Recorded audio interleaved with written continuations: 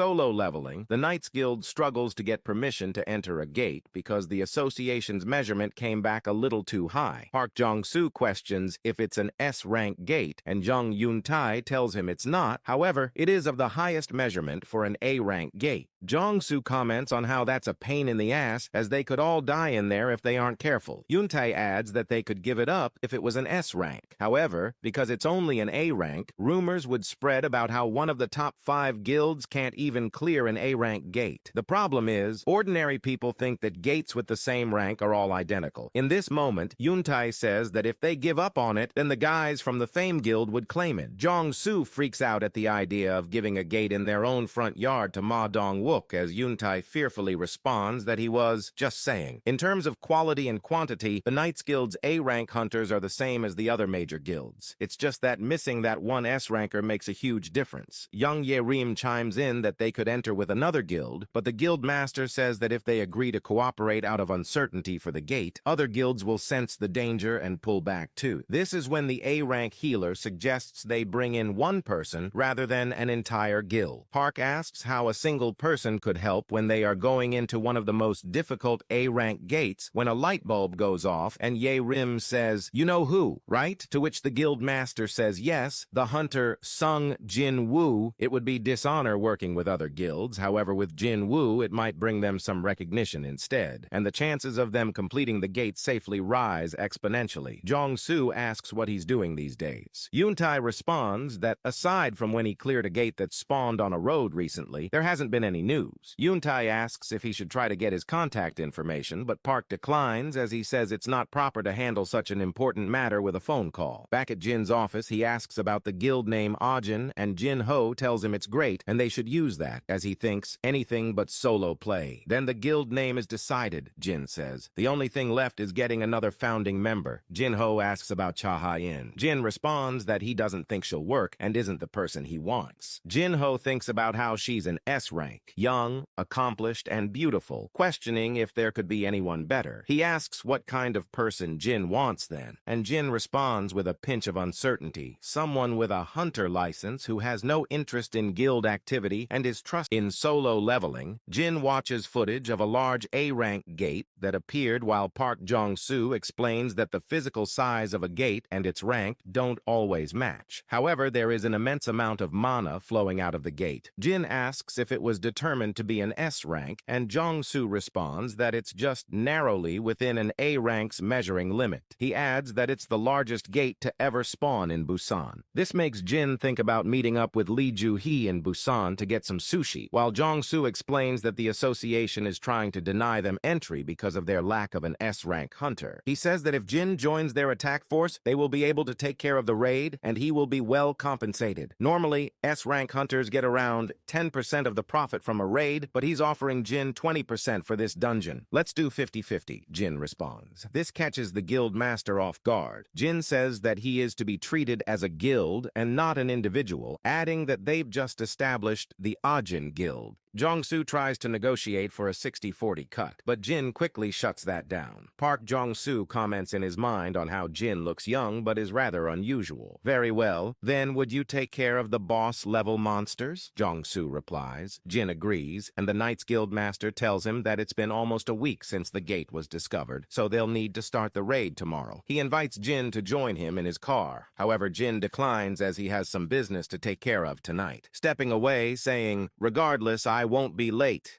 As Yoon-tae notices something, he questions if Park Jong-soo just saw Jin's shadow move, but he dismisses it, questioning if Yoon-tae's been drinking. In this moment, Jin's phone rings with an anonymous number, so he excuses himself to take it. He steps out, answering the call, but it turns out to be his mom, who's just bought a cell phone. She tells her son that she just wanted to hear his voice and apologizes if she's interrupted anything. "Not at all," Jin replies, before inviting her to dinner together tonight, to which she happily agreed. The next day, in Gwangnali, Busan, the Knights Guild hunters all stand around waiting for the raid to start. Jong-soo is slightly annoyed, saying they should have made Jin come with them yesterday, hoping he's not going to be late, as they're starting in 5 minutes. At the same time, Jin observes the bad weather, wondering if Jin-ah brought her umbrella today before using Shadow Exchange. Meanwhile, at school, 3 students walk the halls complaining about the art teacher making them go get supplies. How many plaster figures do we need to bring? There are 6 groups, so probably 6. Even if we take 1, we'll have to make a second trip, then take 4. One of the boys complains about the dust and questions when the last time this place was used, and another answers that it probably hasn't been used all semester. In this moment, a boy grows nervous as he notices a gate in the back of the room. His classmate walks to the gate and asks what he's so afraid of, since closed gates are completely safe. Only hunters can go in, but nothing inside can come out, adding that it'll take about a week for the gate to open. Didn't you say this room was left unattended for the entire semester? It's just being found now? Suddenly, the gate cracks, and a green hand grabs the student by his head and lifts him in the air as he wiggles around. He screams for his friend's help while the hand squishes tighter. The students stand frozen in terror as their classmate they were just chatting with is dead and monsters begin to appear through the gate. Some blood splatter later, and all 3 boys are dead as this arc continues. In solo leveling, orcs walk through the gate, and we learn that they are naturally gifted hunters. Although they lack intelligence, they far exceed humans in tracking and hunting. These hunters were greatly excited by the smell of flesh and blood, but being only scouts, they suppressed their instincts and prioritized their mission. They hid in the darkness for a week, their 6th sense alerting them before they even found their prey. "This place is full of prey," one orc says, noting the complexity of their surroundings and comparing it to that of a castle. The orc declares that they will begin the hunt and instructs its companion to call for their brothers. He bursts through the doorway announcing that they will massacre all the humans in this castle and then fortify their position before the real hunt begins. "First, we'll completely clear this place out," he says, eyeing the students in the hall. A boy gives a girl a drink before they both hear a thud and look over to see a green monster with an axe flying at them. Meanwhile, at the gate, Jin comments on how much bigger it is in person. He points out the collection team, the mining team, and the assault team, which is comprised of 13 A ranks and 20 B ranks. Jin walks through the crowd, surprised by how many A rank hunters they have. A voice says. Hunters swarm Jin with questions, and a woman suggests that Jin will be taking the lead on the raid today. Quickly, Jong Ye-rim steps in, questioning why they're making Hunter Sung feel awkward. She introduces herself as the main healer of the Knights Guild assault team, and says that the raid leader and the main healer should be on the same page. Jin turns his head and tells Park Jong-soo that he hasn't explained yet, to which he responds that he can do it now. He begins by announcing that he will be leading the raid today. The other hunters stand disappointed as the guild master tells them that Jin will be in charge of the rear, making sure that they are safe. "Are we so weak that we need someone else's protection?" a hunter asks, wondering if the elite members of the Knights Guild look that weak to Mr. Sung Jin-Woo. Park Jong-soo comments that his members are pretty gutsy and says that it might have been a little rude, but they usually have this kind of atmosphere. Jin says it just means they're confident. Jong-soo looks at his phone and says they should get going as the raid begins. In solo leveling, a student frantically calls the Hunters Association emergency hotline, reporting that there are monsters outside of their school. The worker on the other end asks, "Where are you calling from?" The girl, covered in blood and shaking with fear, replies, "I'm hiding in the bathroom." Tears stream down her face and she trembles as she continues, "I was with my friend, but my friend... How many monsters are there? Are they nearby?" The girl shakily responds that she doesn't know. "I hear too many screams." She sobs while asking if she's going to die. The worker tries to soothe her, telling the girl that hunters are on their way right now. "Our hunters would never abandon you students, so you need to stay calm until the end. Do you understand?" More screams echo in the background as the girl says, "Really? Am I going to live?" Desperate to gather more information, the worker asks, "Do you know what kind of monsters they are?" The girl hesitates. Yes, I saw them on TV," but she can't put her finger on what they were. The worker urges, "Describe them. What kind of monster? What do they look like?" The girl stammers, "Their bodies are human-like, but Their faces are ugly.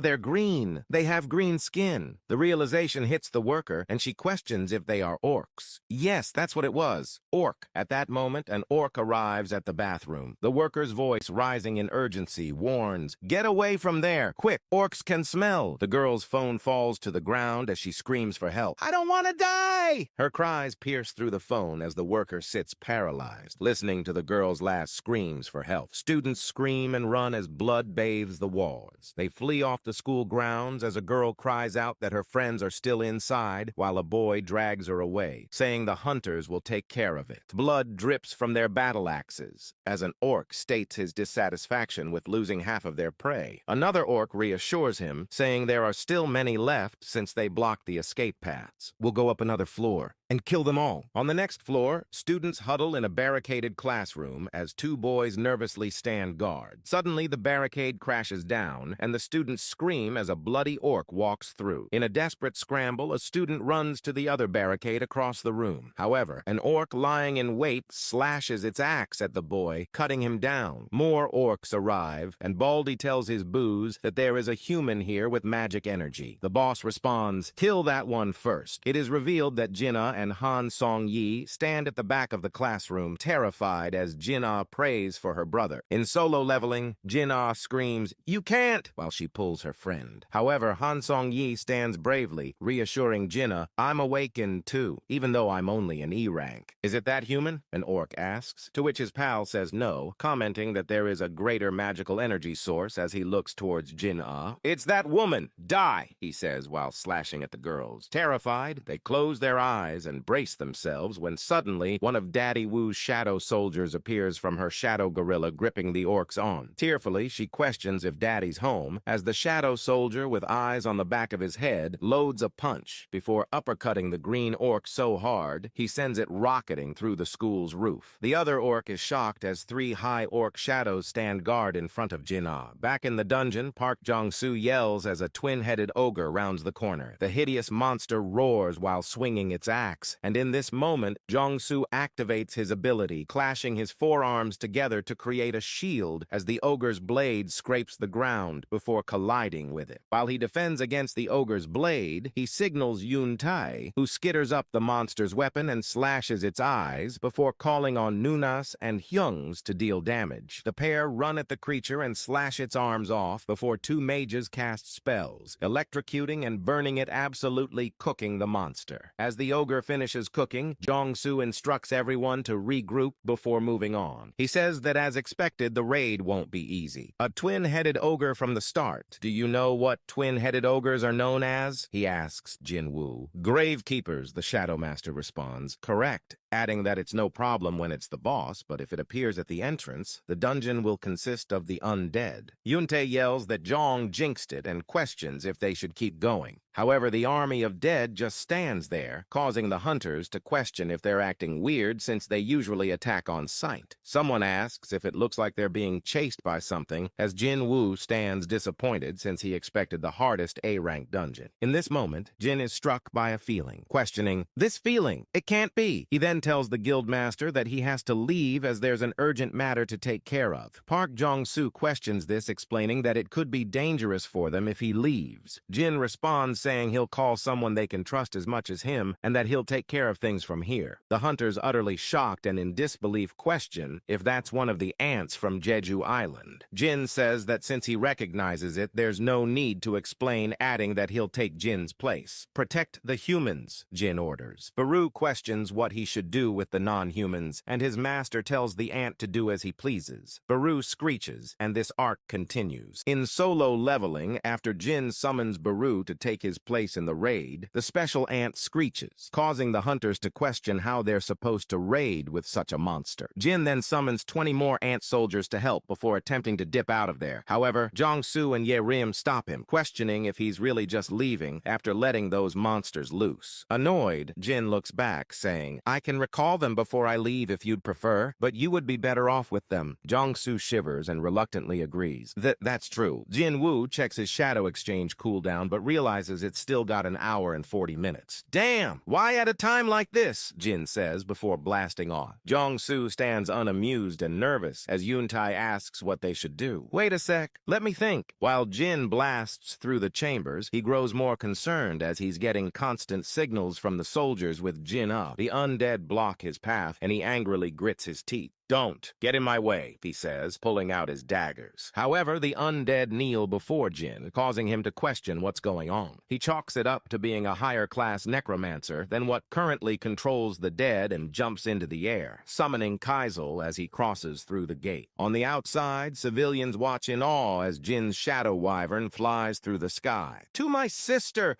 Full speed, he orders the wyvern. This arc continues. In solo leveling, the high orc shadow soldier gets his arm chopped off, forcing him to take a knee. The Red Blade tribesmen chant Goroktaru's name as he explains that an orc's tattoos symbolize battles won and enemies slain. You should have killed quite a few, he says to the high orc. But is that all? Goroktaru demands, keep me entertained, as he slashes his blade at the downed shadow soldier. One of the other shadows blocks it, causing Goroktaru to compliment the high orc while his hand trembles from the clash of blades. But you have no chance, he yells, swiping the orc shadow right in half. However, the orc stays standing and regenerates, causing the chieftain to question if it's some sort of spell, as no matter how many times he cuts through them, nothing changes. He thinks about how he can kill them 100 or even 1,000 times. But kill! Kill, kill, kill, kill all humans! He holds his head in pain, saying he needs to finish this as it's getting worse over time. If they're moving because of magic, I just need to take care of their controller, he thinks while looking at Jin-ah. You? The girl! He yells, pointing out Jin-ah and telling his tribesmen to grab her. The high orcs are powerless while they regenerate. Keep attacking and restrict their movements, he commands. The orcs take down one shadow and stab into the next. Jin-ah, it's dangerous, Song Yi yells. In this moment, the chieftain clenches Jin-ah by the face and picks her up, clearly able to sense her magic power. He snarls. As I suspected, it was you. He squeezes tighter. Die! Suddenly, he senses something. As it gets closer, he begins trembling and drops Jin-ah. Song Yi rushes to Jin-ah to see if she's okay when they all look up. The chieftain begins chattering his teeth out of fear.